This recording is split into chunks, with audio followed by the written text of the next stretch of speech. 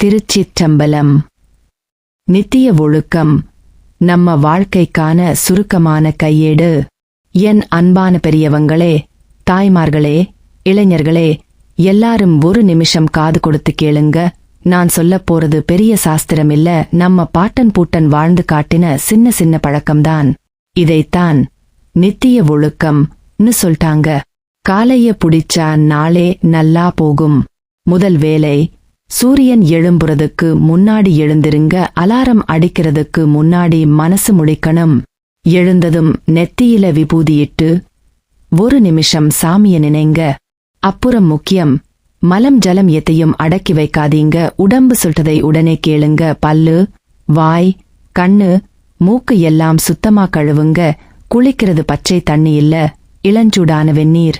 அதுதான் உடம்புக்கு இதம். காலையில அந்த சுள்ளுன்னு அடிக்கிற இளம் வெயில்ல நேரா நிக்காதீங்க. வேலைய சீக்கிரம் முடிச்சிட்டு நிழலுக்கு வந்துடுங்க. உடம்பை வாட்டாம பாத்துக்கிறது தான் முதல் ஒழுக்கம். சாப்பாடுதான் சாமி. இங்கதான் நாம நிறைய பேர் தப்பு பண்றோம். பசிக்காம சாப்பிடாதீங்க. பசி வந்த பிறகு உட்காருங்க. அதுவும் வயிறு முட்டை இல்ல, ஒரு பிடி குறைவா சாப்பிடுங்க. அதுதான் நலம். தண்ணின்னா வெந்நீர் மட்டும் குடிங்க. ரிட்ஸ் தண்ணி, ஐஸ் வாட்டர் மறந்துடுங்க. சாதம் சாப்பிடுறீங்களா? சீரக சம்பா அரிசி பழகுங்க. புலால், மாமிசம் இதெல்லாம் நம்ம உடம்புக்கு வேண்டாம்னு தெளிவா சொல்லியிருக்காங்க. உப்பு, புளி, மிளகாய் மூணையும் கம்மி பண்ணுங்க. பதிலா மிளகு, சீரகம் தாராளமா சேருங்க. பசுனை ஒரு ஸ்பூன் விட்டுக்கலாம், தப்பில்ல. ஆனா பழைய சாதம், நேத்து வச்ச குழம்பு, இதை தொடாதீங்க. அன்னைக்கு சமைச்சது அன்னைக்கே. எண்ணெய்க்காய், எண்ணெய்க்கீரை, நம்ம மண்ணு கொடுத்ததை சாப்பிடுங்க.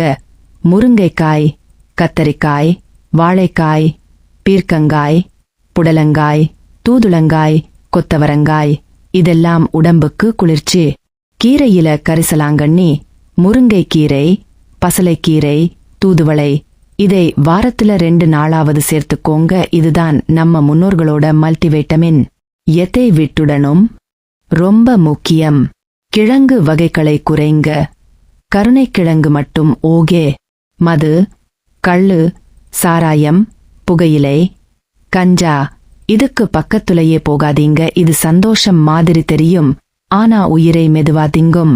அதே மாதிரி பகல்ல தூங்குறது, தேவையில்லாம கோவப்படுறது, சத்தம் போட்டு பெருஞ்சொல் பேசுறது, வெட்டியா சிரிச்சுக்கிட்டே இருக்கிறது, வேகமா ஓடுறது, சண்டை இழுக்கிறது, இதெல்லாம் உடம்பு சூட்டை கெடுத்துடும்.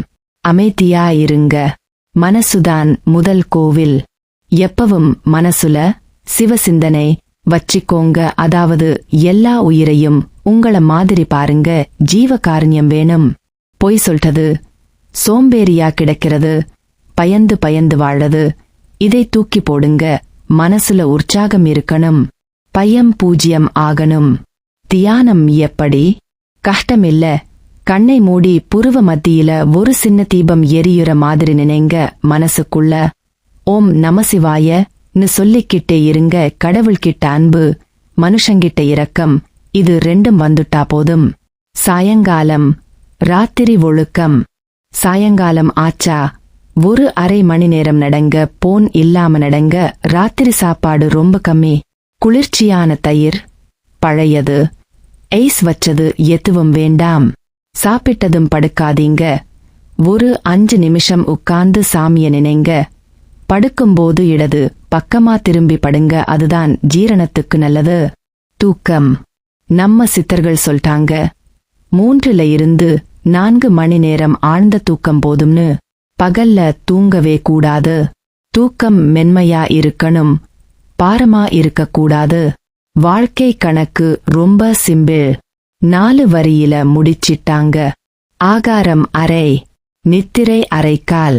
மைதுனம், அதாவது உடல் உறவு, மிக மிக குறைவு.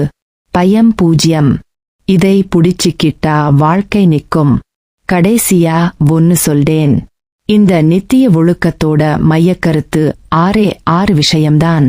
உடல் சுத்தம், மன சுத்தம், அளவான உணவு, குறைந்த ஆசை, சிவ சிந்தனை, ஜீவ காருண்யம்.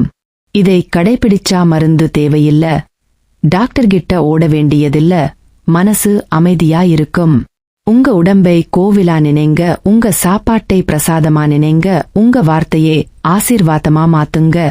அருட்பெருஞ்சோதி, அருட்பெருஞ்சோதி, தனிப்பெருங்கருணை, அருட்பெருஞ்சோதி.